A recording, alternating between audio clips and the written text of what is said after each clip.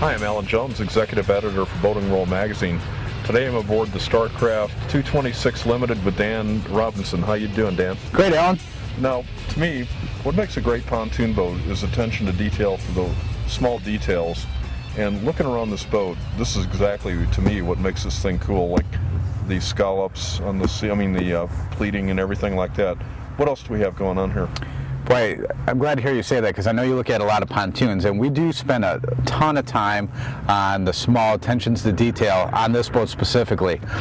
This is our limited series, and right now we can sell this to anybody from an entry-level buyer to a very high-end buyer, and there's several things just on the upholstery alone.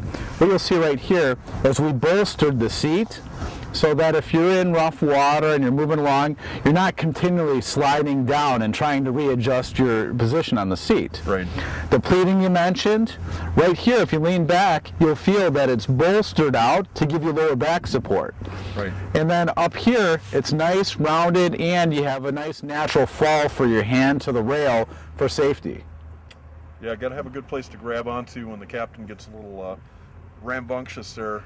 And with our bigger horsepowers, you know, that's becoming more and more these days. These pontoons are getting larger and larger engines on them.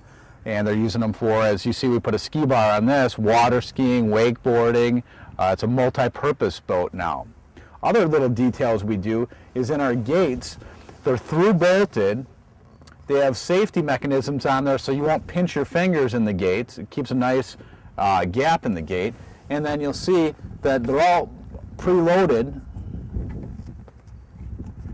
so that when they're unhooked, there's always a little gap in there so that the captain of the boat can see at a glance that, hey, there's a gate open. It's a safety item that they need to address before they can take off so nobody falls overboard. That's fantastic.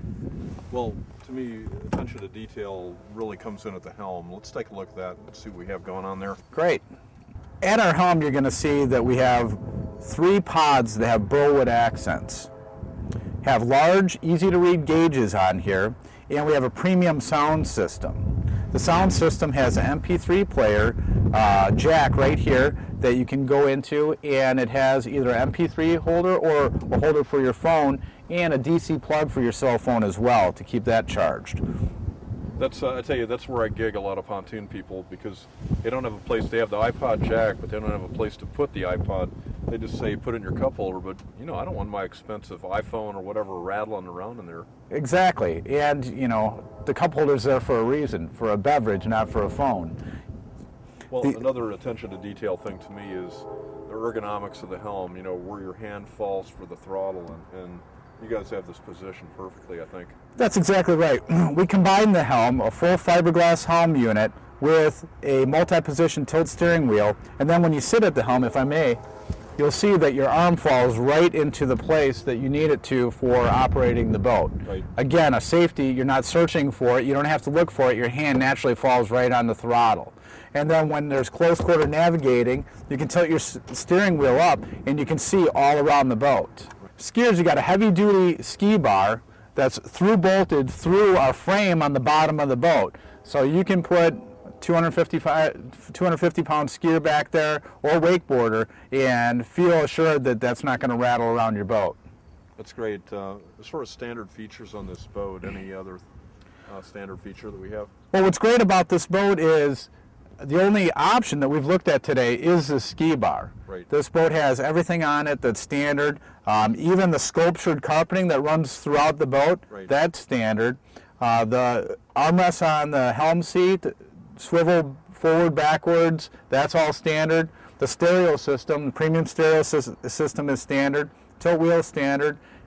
Basically everything we see here is how the boat comes, so except for the ski bar. You don't have to spend a lot of money optioning it up to get a nice boat then? No, that's what a lot of people like about this boat. And then this year what we did is we changed the exterior of the boat and we went very highbrow on it and went to the D-rails on the outside to protect your skin so the skin doesn't get dinged up. And our skin that we use, I don't know if you noticed the skin, but it's pleated as well. Yeah. So that makes it stronger and that resists dings. Well, a classy boat. Thanks for showing it to me. Appreciate it. Thank you. We just finished testing the Starcraft 226 Limited. Right before dusk, I might add. We're powered by Evinrude's 115 horsepower engine, which doesn't sound like a lot for a 22-foot boat. We got really good performance though. Got the plane in 2.4 seconds with a 0 to 20 time of 6.5 seconds and a top speed of 30.5 miles an hour. Now, the Evinrude 115, what's kind of interesting about it, when it hits 4,000, it has a system where it switches the exhaust from the long tubes to the short tubes. So you get this burst of energy about 4,000 RPM, which really gives you that extra kick in the seat of the pants. For more information on the Starcraft 226 Limited and other great boats, go to boatingworld.com. I'm Alan Jones, and we'll see you out on the water, hopefully during daylight hours.